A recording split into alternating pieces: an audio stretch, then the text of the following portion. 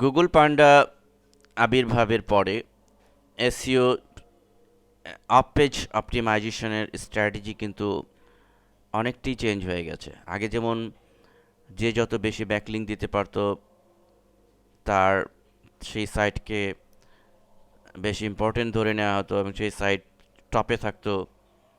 কিন্তু গুগল পান্ডা সেই সাইটের কন্টেন্ট যদি লো কোয়ালিটিরও হতো তারপরও শুধু ব্যাকলিঙ্কের জোরে সে টপে থাকতো।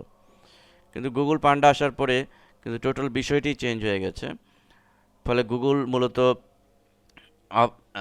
স্প্যামিং ব্যাকলিংটাকে তারা যে সমস্ত সাইট স্প্যামিং করছে বা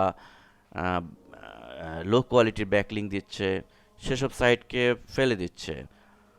তো এই জন্য আমাদের গুগল পান্ডার ক্ষেত্রে আমরা কিভাবে অফ পেজ এসইও করব সেই বিষয়টি আমি এখন একটু গাইডলাইন দিব।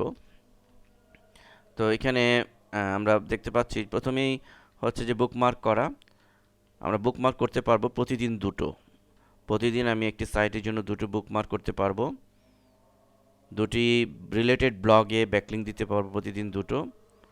ফোরামে আমি প্রতিদিন দুটি পোস্ট দিতে পারবো, তার বেশি নয়। ডিরেক্টরি সাবমিশন প্রতিদিন একটি, আর্টিকেল সাবমিশন প্রতিদিন একটি দিতে পারবো।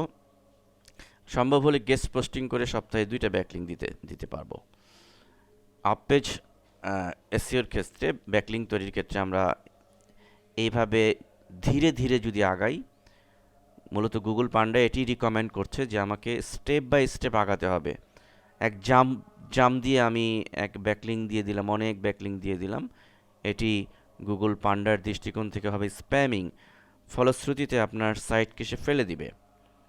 মনে রাখতে হবে যে বর্তমানে সাইটকে টপে নিয়ে আসার জন্য, সাইটের রেপুটেশন বাড়ানোর জন্য সাইটের অন পেজ অপটিমাইজেশন বা সাইটের কন্টেন্ট আমরা আগেও বলেছি যে কন্টেন্ট ইজ কিং। সো কন্টেন্টের কোনো বিকল্প নেই। গুগল পান্ডার সেই কথাই বলছে, অর্থাৎ আপনার content high quality fresh content, not copy paste.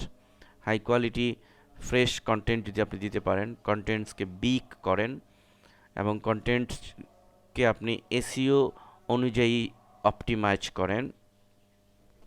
কিভাবে কন্টেন্ট এসইও অনুযায়ী অপটিমাইজ করবেন সেটি আমরা আগে দেখিয়েছি লেসনে। সেটি সেভাবে করলেই হবে। সেখানে কিওয়ার্ড কতবার আনবেন, কিওয়ার্ডের ঘনত্ব কতবার আসবে, কন্টেন্টটাকে কিভাবে আপনি অ্যারেঞ্জ করবেন, এসইও অনুযায়ী করবেন। তো এই সমস্ত বিষয়গুলো, অর্থাৎ কন্টেন্ট হতে হবে পাওয়ারফুল। তো আপনি যত ফ্রেশ হাই কোয়ালিটি কন্টেন্ট আপনি দিতে পারবেন, তো তাহলে আপনি আপনার সাইট ডেফিনেটলি টপে আসবে। এবং পাশাপাশি আপনি অফ পেজ এসইও করেন ঠিক এই সিস্টেমে, স্টেপ বাই স্টেপ, ধীরে ধীরে অল্প অল্প করে, এবং প্রতিদিন কয়টা করে দিবেন সেটি আপনি এইভাবে দিবেন। এবং এভাবেই কিন্তু আমরা যদি এসইও ফ্রিল্যান্সিং সাইটগুলোতেও দেখি, এখন কিন্তু বায়াররা এই কাজগুলো তারা এভাবেই ভাগ করে দিচ্ছে, অল্প অল্প অল্প করে করতে হচ্ছে কাজগুলো। ধন্যবাদ সবাইকে।